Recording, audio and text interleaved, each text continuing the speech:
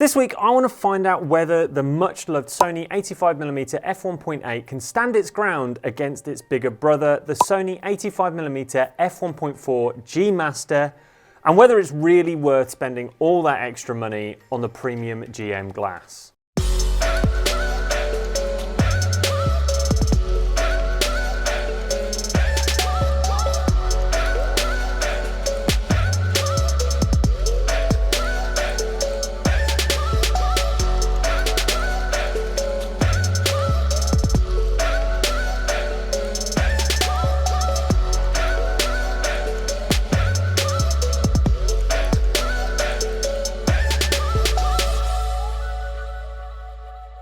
So let's start off by taking a closer look at the Sony FE 85mm f1.8 lens. Built from a mixture of metal and plastic, this lens has a dust and moisture resistant design and is noticeably lighter and smaller than the G Master, and it includes a metal focus ring, an MF to AF switch, a customizable button, and a metal lens mount. The Sony 85mm f1.4 G Master is over double the weight and almost 3 times the price of the f1.8. Built predominantly from metal, this lens also features dust and moisture resistance, as well as a manual aperture ring that can be declicked using a switch on the side. It has a manual MF to AF switch, a customizable button, and a metal lens mount that has further weather sealing.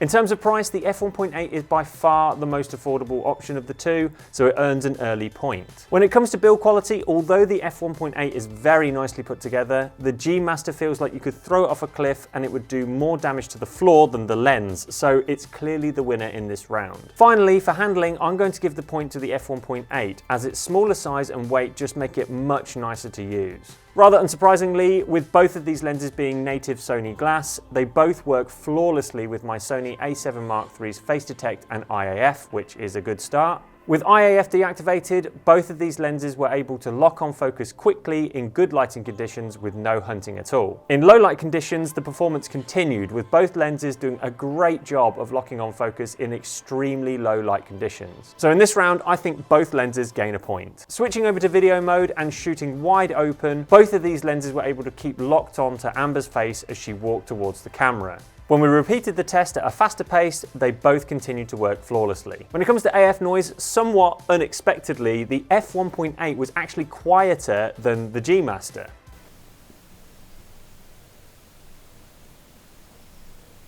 The G Master was still very quiet, don't get me wrong, though my camera's onboard microphone was still able to pick up a slight purring noise from the lens, which was a bit odd.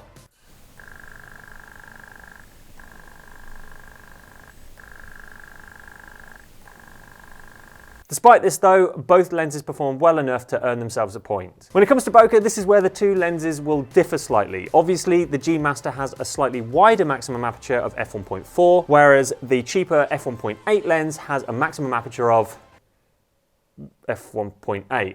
Looking at these results, there's not an immediate difference in terms of the thickness of the blur though. However, when you do look more closely at the background, the G Master definitely offers softer, more uniform bokeh, whilst in comparison, the bokeh of the f1.8 lens is a bit more textured. In our bokeh balls test, the G Master's maximum aperture of f1.4 means that the balls were noticeably larger than the cheaper Sony lens, and the orbs are also much more round, only becoming slightly misshapen at the edges of the frame. In comparison, the cheaper f1.8 lens has smaller, misshapen balls at the center that turn into a prominent cat's eye shape at the edges of the frame. So without a doubt, the G Master has to take the point in this round. So both lenses have signs of pincushion distortion and dark corners. At the center, sharpness is pretty much identical, though the f1.8 has a fairly noticeable blue fringing issue and has slightly less contrast than the G Master. At the corners, the G Master is noticeably sharper, though neither show any signs of fringing. At the lens's minimum focusing distance, the f1.8 is actually marginally sharper than the G Master, but blue fringing is still a big issue with this cheaper lens. In real life though, these minor lens defects are kind of hard to spot, and ultimately both lenses are capable of capturing fantastic portrait images. Neither lens exhibited any kind of nasty color cast, so skin tones appear natural and true to life with no need for any major tweaks in post-production. Both lenses provided me with a ton of sharp images at the end of the shoot, so I was spoilt for choice when it came to shortlisting my shots, which is always a nice problem to have. When it actually comes to scoring though, I'm honestly a little bit torn. The f1.8 is slightly sharper when focusing close up, which as a portrait photographer, I do tend to do quite a lot. However, that nasty blue fringing on the 1.8 really does bug me, and I know from experience that in certain situations,